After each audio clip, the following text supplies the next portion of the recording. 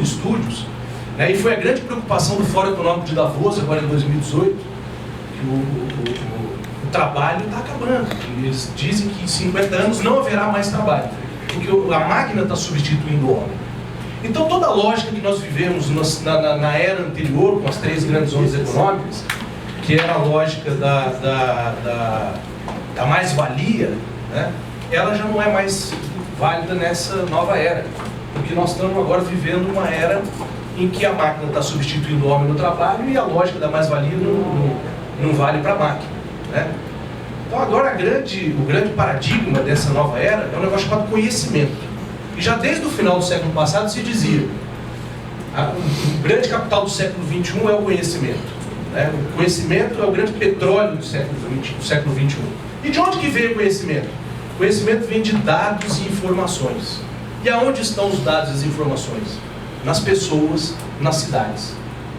E as grandes empresas de tecnologia da informação, elas vêm já desde o final do século XX, entrando nas cidades, colocando câmeras de vídeo monitoramento, colocando sensores, colocando semáforos inteligentes e... bom, o principal é esse aqui, ó, o smartphone, né, que a gente não consegue hoje nem fazer uma reunião sem as pessoas estarem no smartphone. E é aí que estão os dados e as informações de todo mundo, e as empresas estão se apropriando dos nossos dados e das nossas informações já desde o final do século XX. Né? E hoje elas estão entrando, principalmente no Brasil, de forma muito intensa nas cidades, né? Em busca desses nossos dados, dessas informações, estão se apropriando dos dados e das informações, estão conseguindo, com os dados e as informações, influenciar eleições, como aconteceu lá na Inglaterra, no Brexit, como aconteceu na eleição do Trump, como aconteceu na eleição no ano passado no Brasil. Então, é um negócio que é extremamente complexo, complicado, e parece que o Brasil a gente fica rateando e vai deixando a coisa acontecer. As grandes empresas principalmente de comunicação, Vivo, Oi, Claro, TIM, estão aqui com um lobby pesado no Congresso Nacional, tentando aprovar leis que favoreçam a passagem dos seus cabeamentos nas cidades. Tudo isso sempre estão atrás de dados e informações. Por que surgiu a tal da cidade inteligente?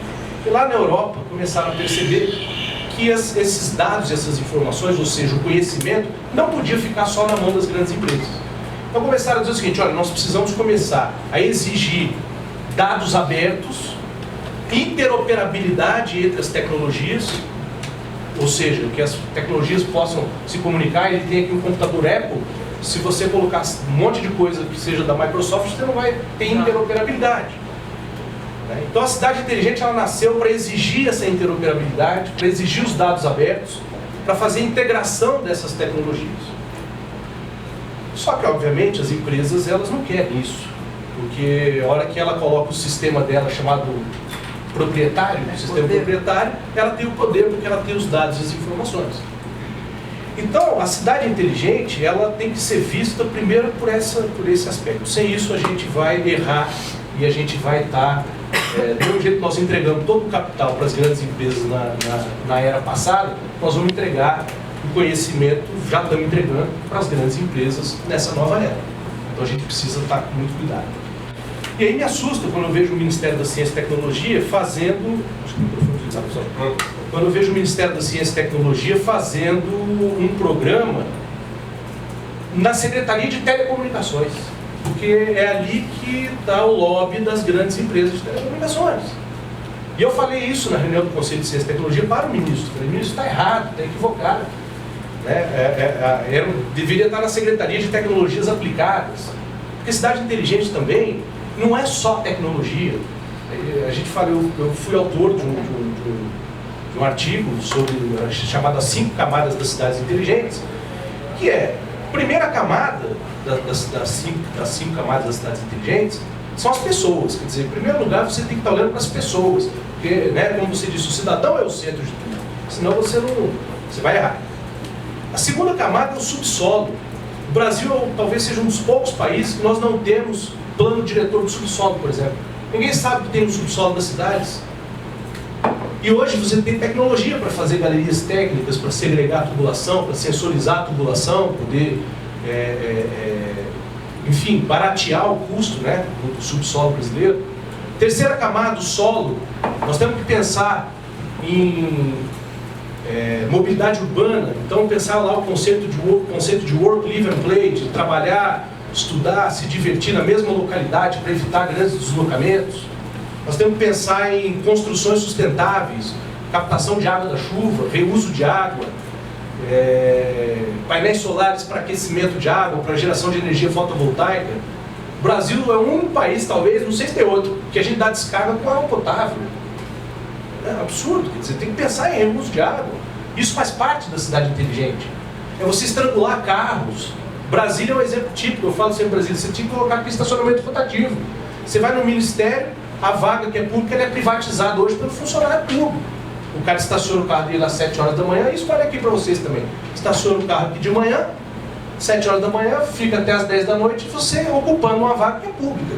E eu que sou usuário, para vir aqui, eu tenho que pagar Uber, ou eu tenho que pagar estacionamento em algum lugar. Né? Então, assim, essas coisas, você sabe, pensar a cidade inteligente não é só tecnologia. A quarta camada, aí sim, é infraestrutura tecnológica. A gente tem que colocar parque de iluminação inteligente, rede de fibra ótica para transmissão de dados e central de operações para você fazer, de fato, a inteligência, a gestão com inteligência. Né? E a quinta camada, aí sim, a plataforma de internet das coisas, que é o que vai dar vai fazer a integração dessas tecnologias. Por conta disso tudo que eu falei, dessas 5 camadas, é que não existe, aí me assusta também quando o Ministério fala, não, nós estamos criando um programa para fazer um nivelamento, quer dizer, quem está assistindo aí, acompanhando a Globo News aí no programa que está fazendo sobre cidades inteligentes, eles começaram dizendo, olha, se tem uma coisa que nós descobrimos rodando o mundo, é que não existe um padrão de cidade inteligente. Não é um pacote. Não é, por uma simples razão, porque cada cidade tem suas idiosincrasias, tem suas vocações, né? Então você tem que, se você não for lá estudar a cidade, você não vai fazer cidade inteligente. Você vai ficar, né? Você vai sim, você vai atender o interesse das empresas de telecomunicações. Elas sim querem padronizar, porque daí elas colocam as suas tecnologias em todas as cidades, vão embora com dinheiro no bolso e que se dane se o Brasil vai ter cidade inteligente ou não. Essa é que é a grande discussão. Nós, da rede, por conta disso, desenvolvemos um trabalho chamado Plano Mestre de Cidades Inteligentes, né? Que ele tem quatro blocos, e junto com eles nós criamos um negócio chamado NACI, Núcleo de Apoio para Núcleo de Ativação e Sustentabilidade da Cidade Inteligente Humana, que é uma maneira da gente ajudar os prefeitos instalando NACI. E aí tem uma notícia boa, essa Secretaria de Tecnologias Aplicadas lá do Ministério nos convidou, nós fizemos a apresentação desse plano mestre, desse NACI, e eles estão assinando agora com a gente um convênio para orientar os prefeitos nesse caminho. Né? Parece até que tem uma certa briga lá entre eles.